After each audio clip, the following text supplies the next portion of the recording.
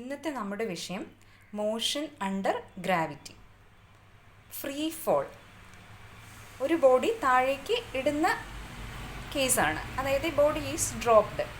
അപ്പോൾ ഇവിടെ initial velocity u0 ആയിരിക്കും, ആക്സിലറേഷൻ g ആയിട്ട് എടുക്കുക, ഫൈനൽ വെലോസിറ്റി g/t ആയിരിക്കും. ഡിസ്റ്റൻസ് ട്രാവൽഡ്, താഴോട്ട് വന്ന ഡിസ്റ്റൻസ് ഹാഫ് g(t²) ആയിരിക്കും. അപ്പം നമുക്കറിയാം v = u + at ആണ്. അപ്പോൾ ഇനീഷ്യൽ വെലോസിറ്റി 0 ആണ്, a g ആണ്. അപ്പോൾ നമുക്കവിടെ u + atയിൽ ഇത് കൊടുത്തു കഴിയുമ്പോൾ v = gt എന്ന് കിട്ടുന്നു. വെർട്ടിക്കൽ മോഷനിൽ ഫൈനൽ വെലോസിറ്റി കണ്ടുപിടിക്കേണ്ട ഫോർമുല g(t). അതുപോലെ തന്നെ s = ut + ½ at². അപ്പോൾ s ut + ½ at² ആണ്. അവിടെ u 0 കൊടുക്കാം, എക്ക് പകരം g കൊടുക്കാം. അപ്പോൾ s = ½ gt². അപ്പോൾ ഈ രണ്ട് ഫോർമുലയും നമുക്ക് എഴുതി വെച്ച് പഠിക്കാം. v² = u² + 2as ആണെന്ന് നമുക്കറിയാം. അപ്പം നമ്മുടെ ഈ മോഷനിൽ v² = 2gh എന്ന് കിട്ടുന്നു. കാരണം u0 ആണ്, a = g ആണ്. So v = √2gh. അതുപോലെ തന്നെ distance travelled in the nth second, നമുക്കൊരു ഫോർമുല അറിയാം. Sn = u + a/2 × 2n - 1.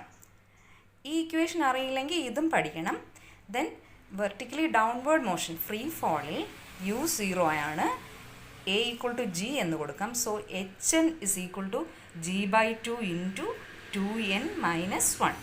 അപ്പോൾ ഈ ഇക്വേഷൻസ് സെപ്പറേറ്റ് ആയിട്ട് എഴുതി വെച്ച് പഠിക്കണം. അതുപോലെ തന്നെ v = gt എന്ന് നമ്മൾ നേരത്തെ കണ്ടു കഴിഞ്ഞു. അപ്പോൾ t = v/g. ഇത് നമുക്ക് ഷോർട്ട് കട്ട് ഫോർമുല ആയിട്ട് പെട്ടെന്ന് പഠിക്കാൻ വേണ്ടി ഓർത്തു വയ്ക്കുക. പിന്നെ v² = 2gh. അപ്പം അതിൽ നിന്ന് v1² / v2² = h1/h2. അപ്പം ഒരു ബോഡി താഴേക്ക് വരുംതോറും വെലോസിറ്റി ഇൻക്രീസ് ചെയ്യുന്നുണ്ട്. അപ്പം ബോഡി ഡ്രോപ്പ് ചെയ്തതിന് ശേഷമുള്ള രണ്ട് വെലോസിറ്റികളുടെ റേഷ്യോയും ഹൈറ്റിൻ്റെ റേഷ്യോയും തമ്മിലുള്ള റിലേഷൻഷിപ്പാണ്.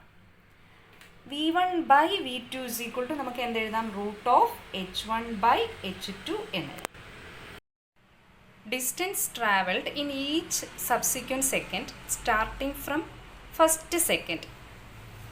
അതായത് ബോഡിയുടെ മോഷൻ സ്റ്റാർട്ട് ചെയ്ത് ഓരോ സെക്കൻഡിലും ട്രാവൽ ചെയ്യുന്ന ഡിസ്റ്റൻസുകളുടെ റേഷ്യോ s1 = s2 = s3. അത് 1 = 3 = 5 = 7 അങ്ങനെ ആയിരിക്കും.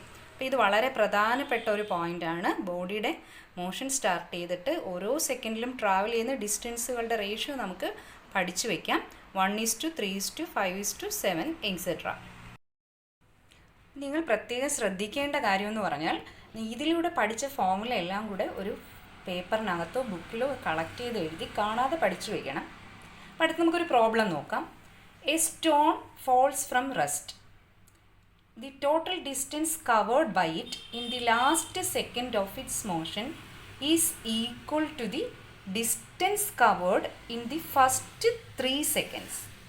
How long does the stone remain in air? 4 options തന്നിട്ടുണ്ട്. അപ്പോൾ നമ്മുടെ ക്വസ്റ്റ്യൻ ഇതാണ്. A stone falls from rest. Total distance covered by it in the last second of it motion. ഒരു stone travel ചെയ്ത ഏറ്റവും അവസാനത്തെ സെക്കൻഡിൽ അത് കവർ ചെയ്ത ഡിസ്റ്റൻസ് എന്ന് പറയുന്നത് is equal to the distance covered in the first 3 seconds.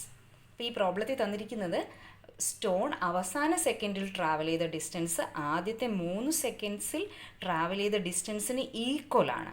അങ്ങനെയാണെങ്കിൽ എത്ര സമയം സ്റ്റോൺ എയറിൽ ഉണ്ടായിരുന്നു കാണും. ഈ ക്വസ്റ്റ്യൻ സോൾവ് ചെയ്യുമ്പം സ്റ്റോൺ എയറിലായിരുന്ന ടൈം n സെക്കൻഡ്സ് എന്ന് എടുക്കാം. അപ്പോൾ ഡിസ്റ്റൻസ് ട്രാവൽഡ്, അതായത് വെർട്ടിക്കലി ഡൗൺവേർഡ് മോഷനാണ്. നേരത്തെ നിങ്ങൾ കണ്ടു h = ലാസ്റ്റ് സെക്കൻഡ്സിലെ distance travelled hn = g/2 × 2n - 1. നമുക്ക് g10 എന്ന് എടുത്തിരിക്കുകയാണ്. അപ്പോൾ 10/2 5 × nth സെക്കൻഡാണ് 2n - 1. സോ നമുക്ക് ലാസ്റ്റ് സെക്കൻഡിലെ ഡിസ്റ്റൻസ് ട്രാവൽഡ് 10n-5 എന്ന് കിട്ടി. ഇനി ഡിസ്റ്റൻസ് ട്രാവൽഡ് ഇൻ 3 സെക്കൻഡ്സ്, അത് എച്ചിൻ്റെ ഫോർമുലയാണ്. 3 സെക്കൻഡ്സ് കൊണ്ടുള്ള ഡിസ്റ്റൻസ് ട്രാവൽഡ് ആണ്, ഒരു ടൈം ഇൻ്റർവെലാണ്. So h is equal to half GT² എന്ന് കൊടുത്തു. അപ്പം നമുക്ക് എന്ത് കിട്ടുന്നു? T 3 സെക്കൻഡാണ്, എച്ച് 45 എന്ന് കിട്ടുന്നു. ഇനി ക്വസ്റ്റ്യന് തന്നിരുന്നത് ഈ രണ്ട് ഡിസ്റ്റൻസും ഈക്വൽ ആണെന്നാണ്. ലാസ്റ്റ് സെക്കൻഡിൽ ട്രാവൽ ചെയ്ത ഡിസ്റ്റൻസും ആദ്യത്തെ 3 സെക്കൻഡ്സ് കൊണ്ട് ട്രാവൽ ചെയ്ത ഡിസ്റ്റൻസും സെയിം ആണ്. സോ നമുക്ക് കൊടുക്കാം HN is equal to H. 10n-5 is equal to 45, n equal to 5 seconds. അപ്പം ഞാനിവിടെ ഇങ്ങനെ എക്സ്പ്ലെയിൻ ചെയ്ത് സ്റ്റെപ്സ് എഴുതുന്നത് നിങ്ങൾക്ക് മനസ്സിലാകാൻ വേണ്ടിയാണ്. നിങ്ങൾ ചെയ്യുമ്പോൾ വളരെ ഫാസ്റ്റായിട്ട് ഷോർട്ടായിട്ട് ചെയ്യാൻ പറ്റും. ചെയ്ത് പ്രാക്ടീസ് ചെയ്യണം. അടുത്ത ക്വസ്റ്റ്യൻ, ഈ ക്വസ്റ്റ്യനും വളരെ ഇമ്പോർട്ടൻ്റ് ആണ്. 2 balls are dropped from the same point after an interval of 1 second. What will be their separation 3 seconds after the release of the first ball? ഇവിടെ 4 ഓപ്ഷൻ നമുക്കുണ്ട്. നമ്മുടെ ക്വസ്റ്റ്യൻ എന്താണ്? 2 ബോൾ ഡ്രോപ്പ് ചെയ്യുന്നുണ്ട്, same പോയിന്റിൽ നിന്ന് 2 ball drop ചെയ്യുന്നുണ്ട്, same ഹൈറ്റിൽ നിന്ന്. ഒരു ബോൾ ഡ്രോപ്പ് ചെയ്ത് കഴിഞ്ഞ് 1 സെക്കൻഡ് കഴിഞ്ഞിട്ടാണ് അടുത്ത ബോൾ ഡ്രോപ്പ് ചെയ്യുന്നത്. അങ്ങനെയാണെങ്കിൽ what will be there separation 3 seconds after the release of the first ball. അപ്പോൾ ഫസ്റ്റ് ബോൾ റിലീസ് ചെയ്ത് 3 സെക്കൻഡ് കഴിഞ്ഞ് സെക്കൻഡ് ബോൾ റിലീസ് ചെയ്ത് കഴിഞ്ഞാൽ അവരുടെ തമ്മിലുള്ള സെപ്പറേഷൻ എന്തായിരിക്കും എന്നാണ്. 1 സെക്കൻഡ്, അതായത് 1 സെക്കൻഡിൻ്റെ ഇൻ്റർവെല്ലിലാണ് രണ്ടും ഡ്രോപ്പ് ചെയ്യുന്നത്. അങ്ങനെയാണെങ്കിൽ what will be there separation 3 seconds after the release of the first ball. അപ്പോൾ ഈ ക്വസ്റ്റ്യനിൽ സെപ്പറേഷൻ ആഫ്റ്റർ 3 സെക്കൻഡ്സ് അതാണ് നോക്കേണ്ടത്. അപ്പോൾ ഫസ്റ്റ് ബോൾ 3 സെക്കൻഡ്സ് ട്രാവൽ ചെയ്ത് കാണും. അപ്പോൾ അതിൻ്റെ distance H3 is equal to half GT² എന്നുള്ള ഫോർമുല ഉപയോഗിച്ചു. Half into 10 into 3² 45. ഇനി സെക്കൻഡ് ബോള് ഒരു സെക്കൻഡ് കഴിഞ്ഞിട്ടാണ് ഡ്രോപ്പ് ചെയ്തത്. അപ്പോൾ അത് ട്രാവൽ ചെയ്തത് 2 സെക്കൻഡ്സ് ആയിരിക്കും. So H2 is equal to half into 10 into 2² 20 metre. ആദ്യത്തെ ബോൾ 3 സെക്കൻഡ്സ് ട്രാവൽ ചെയ്തു, രണ്ടാമത്തെ ബോൾ 2 സെക്കൻഡ്സ്. ഈ രണ്ട് ഡിസ്റ്റൻസും തമ്മിലുള്ള ഡിഫറൻസ് എടുക്കുക. അപ്പോൾ നമുക്ക് ബോൾസിൻ്റെ സെപ്പറേഷൻ കിട്ടും. 45 മൈനസ് 20 25 എന്ന് കിട്ടുന്നു. അപ്പോൾ കൂടുതൽ പ്രോബ്ലംസുമായിട്ട് നമുക്ക് അടുത്ത വേറൊരു ക്ലാസ്സിൽ കാണാം. അപ്പോൾ നിങ്ങൾക്ക് ആവശ്യമുള്ള ടോപ്പിക്സ് കമൻറ്റ് ചെയ്യുക.